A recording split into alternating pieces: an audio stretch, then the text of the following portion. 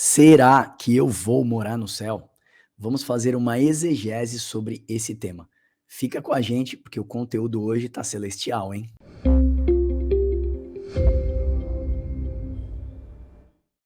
Oi, pessoal, eu sou a Duda de Angra dos Reis e vem ajudar com a gente no Papo com Deus. Faça como a nossa irmã Duda, do Rio de Janeiro. Aliás, irmã do Hilber, mas é minha irmã na fé, irmã Duda, do Rio de Janeiro.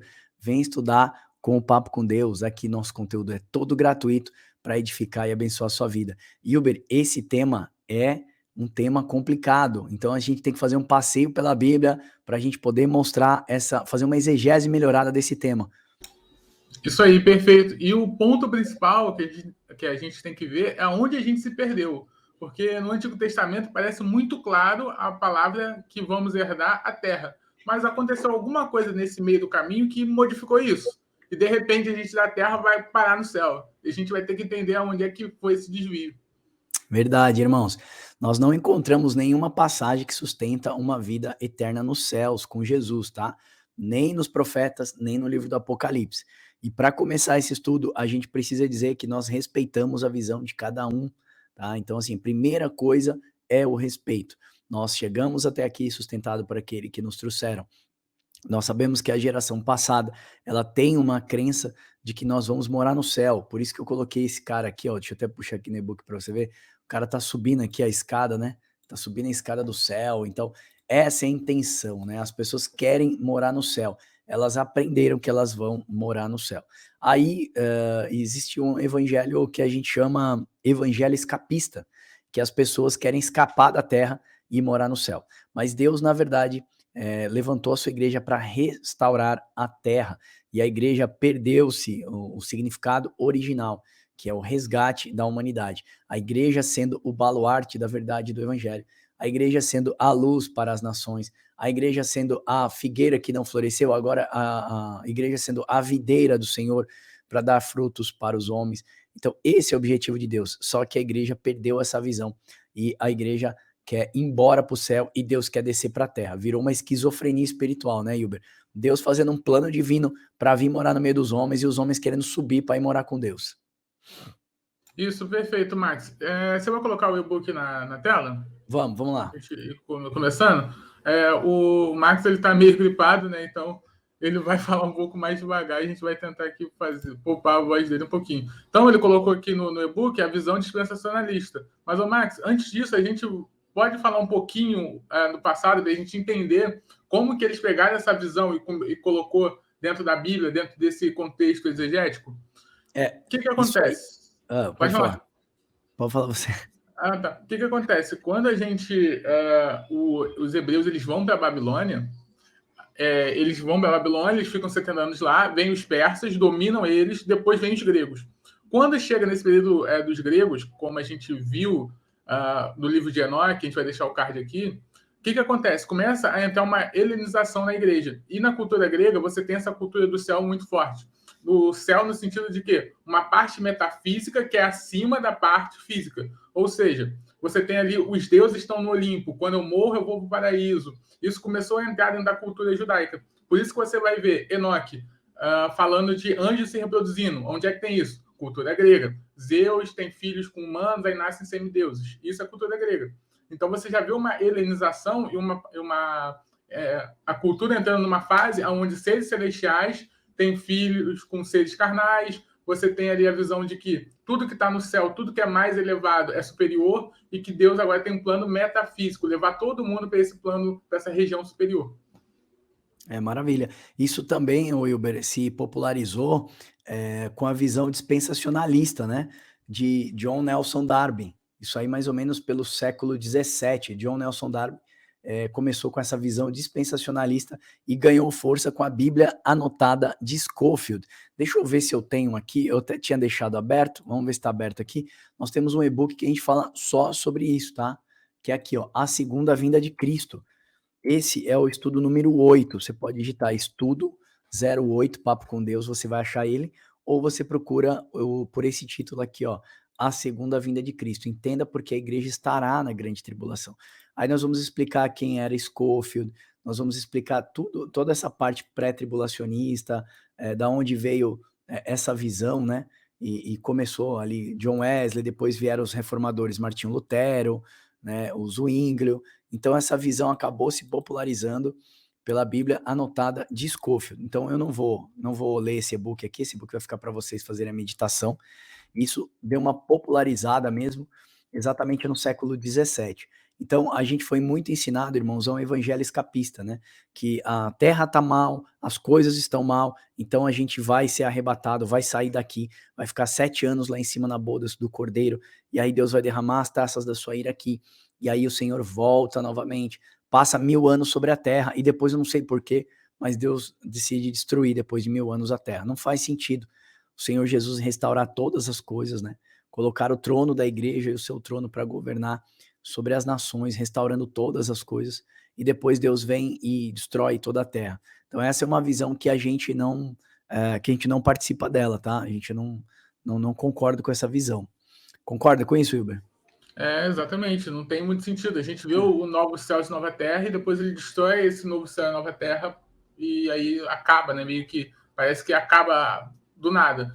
É como você falou, o dispensacionalista, eles colocaram muito essa visão para o mundo todo. Uma visão que começou ali lá atrás, os hebreus pegaram, depois passou um pouquinho pelas igrejas. Ô, Max, uma curiosidade histórica, que se alguém aqui for nas igrejas, por exemplo, de Roma, ou na igreja da parte lá da Turquia, você tem em cima, no teto das igrejas, a pintura dos anjos, do lado, a pintura dos apóstolos, e debaixo você tem ali os bancos para você se sentar, dando a ideia do que em cima é superior, as coisas celestiais, onde a gente vai morar, do lado são os apóstolos, que nos levam a essa mensagem celestial, e debaixo ali no terreno a gente.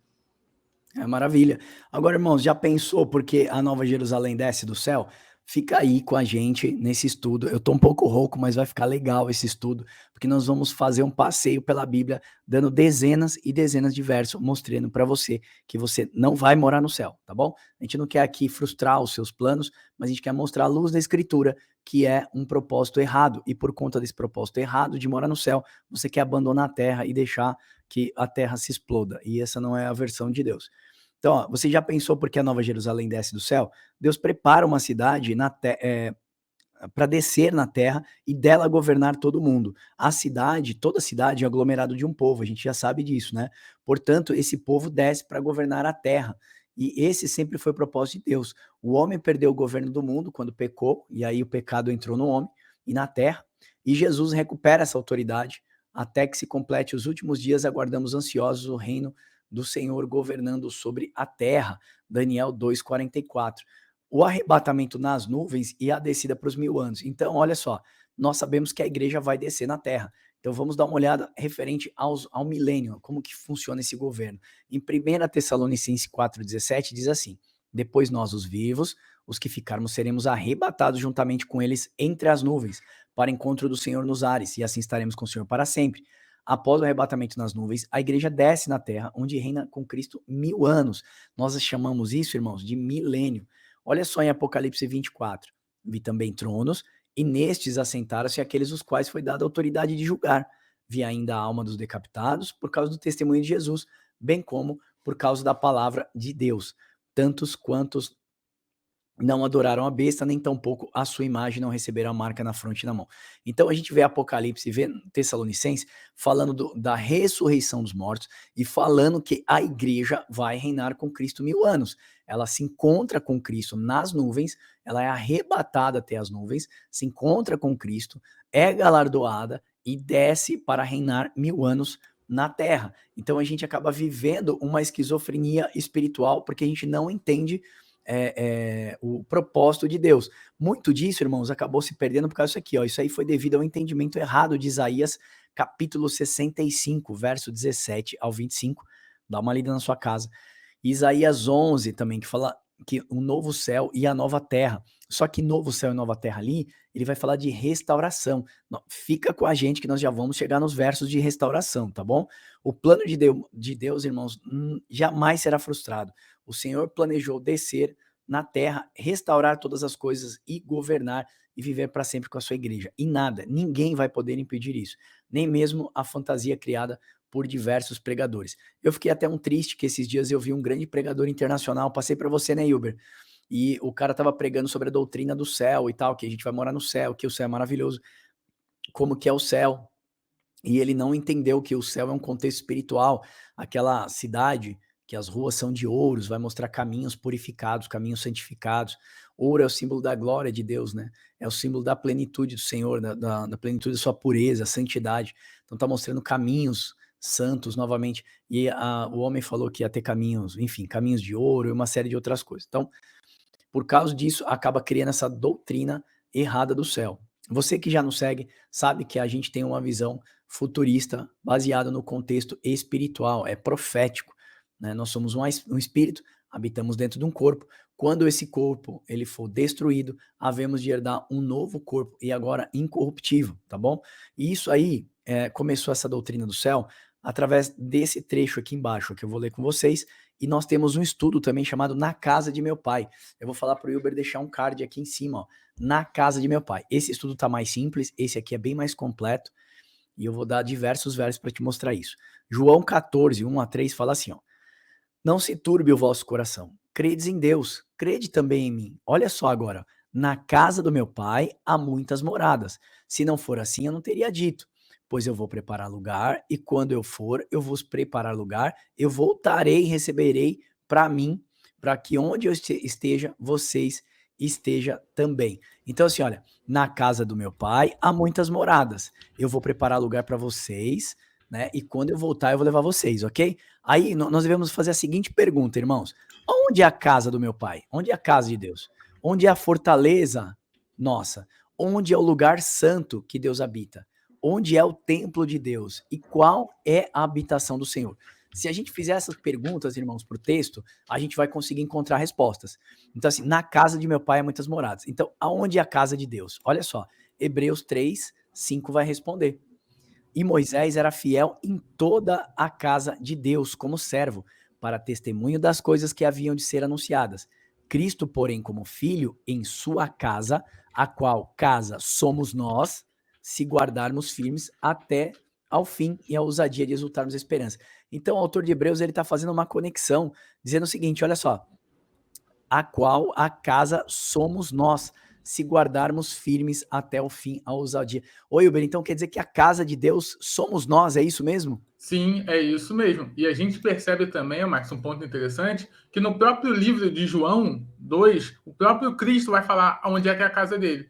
Em João 2, ele vai falar assim, ó: Dizem os que vendiam pombas, tirai daqui estes, e não façais da casa de meu pai casa de venda, ou casa de negócio. Então ele está falando que aquele templo, olha só, aquele templo de pedra era a casa do pai. Mas ele estava observando a transição. Porque depois que ele vai falar? Destrua esse santuário e eu vou reconstruir em 3 dias. Então a casa do pai é o corpo dele e os discípulos vão entender isso. Tanto é que vai falar na ressurreição entender o que queria dizer. Então a casa do meu pai é o corpo de Cristo. Quem é o corpo de Cristo? A igreja. Não sei se você anotou aí, 2 Pedro, que vai falar das pedras vivas, né? Sim, vamos passar por ela agora. Agora, olha só, agora nós vamos dar todo o contexto. A casa de Deus, a casa espiritual, o santuário de Deus. 1 Coríntios 6,19. Acaso não sabem que o corpo de vocês é santuário do Espírito Santo que habita em vocês e que lhes foi dado por Deus e que não são de vocês mesmos? Então já sabemos que o santuário ou o templo ou o tabernáculo é o corpo de vocês mesmos.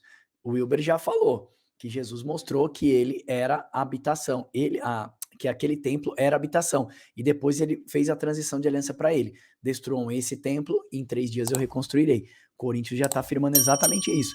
Ele está dizendo que nós somos o templo do Espírito Santo. Ó, a casa de Deus é a igreja. Olha que verso incrível de Timóteo 3,15. Mas se eu demorar, saiba como as pessoas devem comportar-se na casa de Deus, que é a igreja do Deus vivo, coluna e fundamento da verdade. Então, qual que é a casa de Deus? É a igreja do Deus vivo. E o santuário de Deus? 1 Coríntios 3,16. Vocês não sabem que vocês são santuários de Deus, que o Espírito Santo habita em vocês? Se alguém destruir esse templo, Deus destruirá, pois o santuário de Deus são vocês e é sagrado. Deus está falando, destrua esse templo aí. Destrua esse templo e Deus vai destruir você. Olha 2 Coríntios 6,16. De acordo entre o templo de Deus e os ídolos? Que acordo tem entre o templo de Deus e os ídolos? Pois somos santuários de Deus vivo, como disse Deus, habitarei com eles e entre eles andarei, serei seu Deus e eles serão meu povo. Deus está deixando claro que você é santuário e casa, local de habitação dele. Que casa, então, podemos construir para Deus, irmãos? É Deus mesmo quem constrói a sua própria morada. Então, na casa de meu pai há muitas moradas. Então, vamos dar uma olhada. Que casa é que Deus habita? Isaías 66:1. Assim diz o Senhor: ó céu é o meu trono e a terra é o estrado dos meus pés. Que espécie de casa vocês me edificarão? É este o meu lugar de descanso? Então, Deus está dizendo assim: não tem como vocês edificar uma morada para mim. É Ele mesmo que edifica a própria morada, irmãos. Efésios 2:20. Edificados sobre o fundamento dos apóstolos e profetas, sendo este mesmo Cristo Jesus a pedra angular, na qual todo edifício bem ajustado cresce para santuário dedicado ao Senhor, no qual também vós juntamente estáis sendo edificados habitação para Deus. Efésios está dizendo assim: vocês estão sendo edificados santuário de Deus, vocês estão sendo construídos santuário. Como assim eu estou sendo construído, irmão? Pelo Espírito Santo de Deus, que vai limpando você através da palavra, vai edificando você através da comunhão com o Senhor, vai limpando tudo que não presta das nossas vidas e fazendo uma morada, um local de habitação para Deus. E eu sempre digo isso, né? Deus está erigindo de nós uma morada no seu Espírito para a eternidade. Agora, olha só, Deus, essa construção, ela tem colunas, certo? Você vai ver em Apocalipse 3:11. Eis que venho sem demora, guarda o que tens para que ninguém tome a tua coroa. Ao que vencer, eu farei coluna no templo do meu Deus, e dele nunca sairá. Escreverei o nome sobre ele, o nome do meu Deus, o nome da sua cidade, a nova Jerusalém que desce do céu. Então, irmãos, a gente já sabe que a habitação de Deus são os homens e possui colunas, né? Então, a coluna de Deus é a igreja do Senhor. Então, o Senhor tem as suas colunas também. Casa espiritual, 1 Pedro 2:5, que o Wilber falou, ó. Também vós mesmo, como pedras que vivem, sois edificados, casa espiritual, para ser o quê? Sacerdócio santo, a fim de oferecer sacrifícios espirituais agradáveis a Deus. Você vai ver exatamente dentro da Arca da Aliança, o cajado de Arão, o bordão de Arão, né? Você vai ver o maná escondido e as 12, a tábua com as 10 leis do Senhor. Ali é o símbolo, né, do coração do homem, ou da presença máxima de Deus dentro do homem, o espírito e a alma do homem dentro, as leis de Deus dentro do homem. O bordão do Arão significa símbolo de sacerdócio, a igreja sendo o sacerdócio do Senhor. E o maná escondido, porque a Bíblia fala assim, aquele que vem perseverar até o fim, dar-lhe-ei do maná escondido. Maná escondido como corpos glorificados, entendeu? Então a igreja sendo glorificada, símbolo de sacerdócio e com as leis de Deus agora na mente e no coração.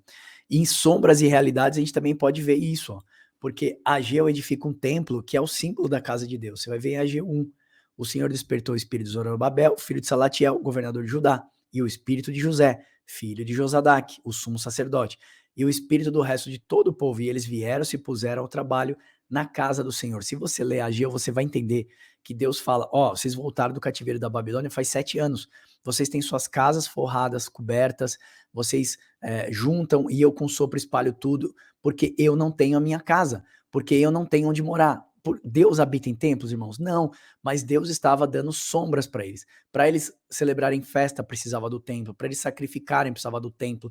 Então Deus estava mostrando, eu preciso de um templo. Agora eu vou trazer isso para a nova realidade. João 2:19. Jesus respondeu, destruam este santuário e em 3 dias eu reconstruirei. O templo e o tabernáculo sempre representou o corpo do homem local de habitação do nosso Pai. Então, irmãos, essa carne corruptível, ela é o local de sacrifício, onde nós devemos sacrificar a nossa carne, os nossos desejos, concupiscências, as nossas vontades, para que a gente ofereça sacrifício agradável ao Senhor e o Senhor passe a habitar dentro de nós. Certo, Wilber? Quer fazer alguma colocação para a gente? É isso. E quando você falou, né, que casa nós podemos construir, que Deus não habita em casa feitas por mãos de homens, o que ele quer dizer? Ele está nos levando lá para o Éden. Quando ele vai fazer o homem, quem faz o homem? A própria mão de Deus no barro. Ou seja, essa é a casa que eu vou habitar, feita pelas minhas mãos. O que é feito pela mão de Deus? O homem. Então ele já está falando, a casa que eu construí, que eu edifiquei, que é feita pelas minhas mãos, é o seu corpo. Eu que fiz ele, não foi vocês. Vocês não podem fazer isso. Vocês são só... Vocês criam, eu criei vocês, então eu vou morar dentro de vocês. E quando ele fala em vou preparar lugar, ele está falando justamente isso. Eu vou ficar purificando vocês pelo meu espírito até chegar o dia da ressurreição. Esse é o preparo de lugar, não é que Cristo está lá arrumando a cama de todo mundo, abrindo a janela, deixando o sol entrar na rua de ouro, né? Lavando a cozinha, não é isso. Ele está preparando o seu corpo para você ressuscitar. Esse é o preparo de lugar que ele está falando lá em João. Por isso que ele vai enviar o Espírito que vai fazer essa purificação, esse preparo. Quero fazer uma conexão agora, Hilber, com a abominação desoladora, né? E com a casa de Deus. Porque lá em Daniel 12:11, irmãos, diz assim, que o anticristo, né? Ele vai sentar-se no trono de Deus, querendo ser Deus, parecendo como Deus e requerindo a adoração dos homens. E ele vai conseguir isso. Tá lá em Daniel 12, verso 11. As pessoas falam que vai construir o terceiro templo e vão fazer uma oferta de sacrifício, e aí vai inviabilizar o sacrifício de Cristo na cruz, né? É uma grande apostasia. Nós acreditamos que isso não é necessário, porque Jesus já fez a transição de aliança. Sabemos que o corpo do homem é o templo do Espírito Santo, é o local de habitação de Deus, é a morada do Senhor, é o templo celestial de Deus. Então, o que o diabo vai fazer nos nossos entendimentos, né? Ele vai conseguir perverter essa fé original em Jesus Cristo e vai ganhar a atenção do homem, vai ganhar o coração do homem. Então ele vai se assentar no trono de Deus, querendo ser Deus, parecendo como Deus. E ele vai conseguir estabelecer abominação desoladora. Por isso que lá em Mateus 24, no sermão escatológico, Jesus fala assim, que virá a grande abominação desoladora de que falou o profeta Daniel.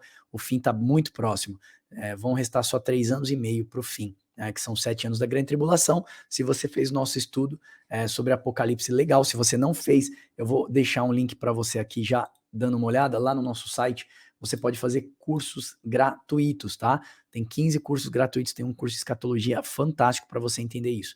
Então, o que ele vai fazer? Na última hora, ele vai perverter o templo, ou seja, o coração dos homens, ele vai se assentar no coração dos homens, querendo ser Deus, parecendo como Deus, requerendo adoração de Deus. E os homens vão cometer a grande apostasia que Paulo fala em 2 Tessalonicenses 4, ou é 2:4, que agora não me falhou a cabeça, mas lá diz o seguinte, que não virá o fim antes que se manifeste o filho da perdição e venha a grande apostasia. Aí você pega a apostasia, leva para o contexto de Daniel 12, você vai entender que essa abominação desoladora, o templo que ora era de Deus, agora não é mais de Deus. Agora os homens estão adorando o anticristo, ok?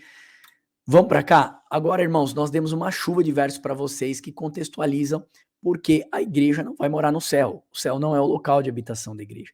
Nós fazemos parte de um reino que é de cima, um reino celestial, né? Mas alguns versos corroboraram, vamos dizer assim, para que se criasse a doutrina do céu. Então, eu vou colocar aqui para você. A doutrina dispensacionalista, né, utiliza alguns versos para se embasar nisso. Mateus 6:20.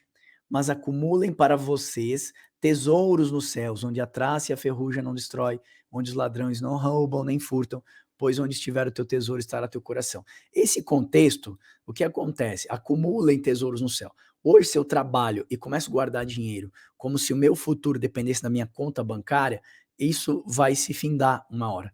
Deus pede para você guardar tesouros no céu, ou seja, tesouros espirituais. Ajudar o teu próximo, abençoar o teu irmão, viver a vida com fruto do Espírito para edificar as pessoas. Isso é guardar tesouros no céu, é viver a vida na vida do teu irmão, a vida de unidade da igreja. E o que é viver a unidade da igreja, a não ser compartilhar e comunhão? Então é isso que o Senhor está nos ensinando aqui. Não é, como é que eu vou guardar aqui? Eu não posso ir no caixa eletrônica, né, Hilber? Colocar 10 mil reais aqui e sai lá no céu, lá 10 mil reais.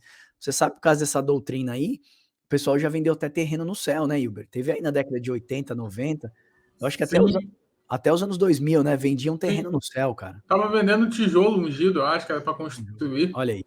Olha aí. E agora que esse negócio de metaverso, daqui a pouco vão começar a oferecer tesouro no céu e vai ter gente comprando. Então, gente, vamos interpretar que isso é espiritual, pelo amor de Deus. Na casa de meu pai há muitas moradas, se assim não fosse, não teria dito. Já falamos aqui. Aonde que é a casa do pai? Faça pergunta ao texto. Aonde que é a casa do pai? Aí você digita na Bíblia, casa do pai, casa de Deus, local de habitação de Deus. Você vai encontrar as respostas. Filipenses 3:20. Nossa cidadania, porém, está nos céus, de onde esperamos ansiosamente o Salvador.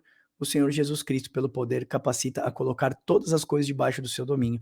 Ele transformará nossos corpos humilhados, transformando-os semelhante ao corpos glorificados.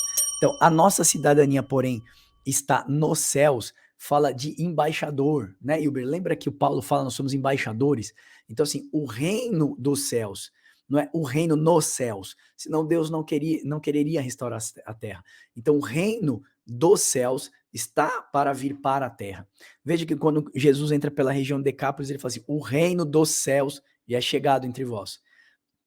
Cristo deixa claro que agora o reino dos homens, ele vai ser disputado e ele vai ser governado, certa hora, pelo reino que é dos céus. Espiritualmente, a igreja já tem poder, né, sobre a terra em determinados momentos, no nível espiritual. Mas vai chegar o dia em que o Senhor vai governar toda a terra. Você vai ver isso lá na estátua de Daniel, quando uma pedra lançada sem auxílio de mão bate no pé da estátua, esmiuça toda a estátua, né, Hilber? E aí, tipo, essa pedra fica grande e enche toda a terra. Esse é o símbolo do reino dos céus, agora, reinando eternamente na terra. Então, o governo dos homens vai passar. Aquela estátua de Daniel, nós fizemos um estudo falando só sobre ela, mostra todos os governos dos homens, desde a cabeça, que é ouro, prata, bronze, tudo. Quando ela foi esmiuçada, é porque o reino de Deus é chegado e vai encher toda a terra, ok? Mas, posso fazer um comentário nesse Filipenses?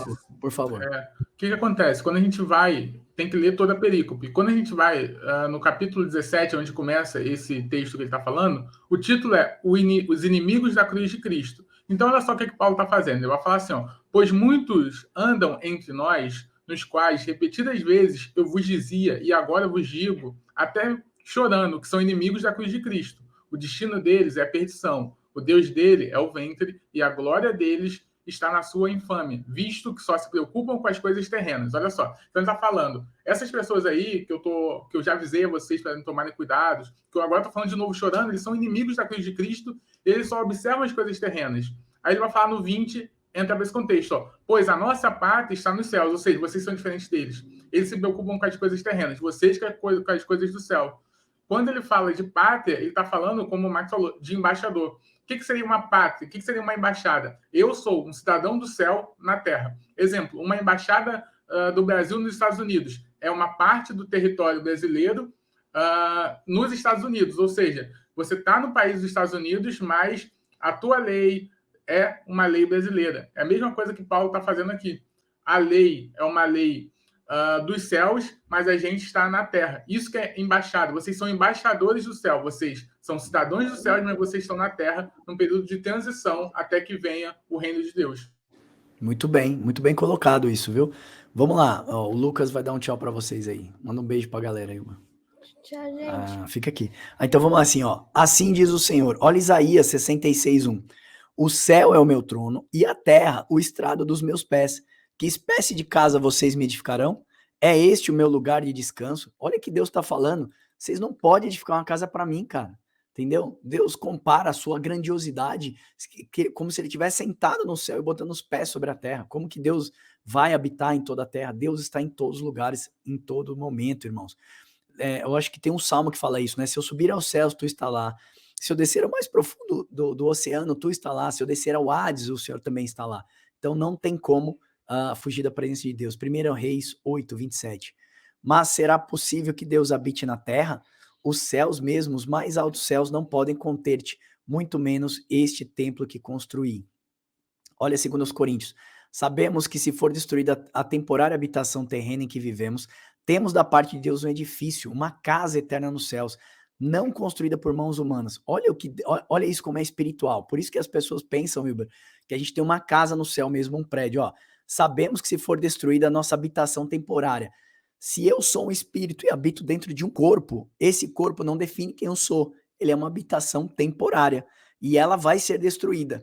Então, assim, sabemos que da parte de Deus nós temos no céu que é um edifício. Que edifício que é esse, Wilber? Não é a Nova Jerusalém, um composto de muitos homens? É isso que Deus está erigindo de nós, uma morada no seu espírito para a eternidade. Aí a pessoa pega esse texto isolado de todo o contexto e ela vai dizer que você tem um prédio lá no céu, seu apartamento é 220, a minha casa é 19, né? Teve gente que falou assim que ia morar no céu e queria morar vizinho do apóstolo Paulo, que o apóstolo Paulo ia ter uma mansão com piscina e tal. Assim, já pensa nas coisas materiais, né? Então vamos lá, finalizando aqui, ó. Mantenha o pensamento nas coisas do alto e não nas coisas terrenas. Aí as pessoas pegam esse verso e falam, tá vendo? Eu tenho que pensar na minha casa, que é lá de cima. Irmão, contexto espiritual, você é um espírito e habita dentro de um corpo. Deus é espírito, por isso que importa que quem adora, adora em espírito, é verdade.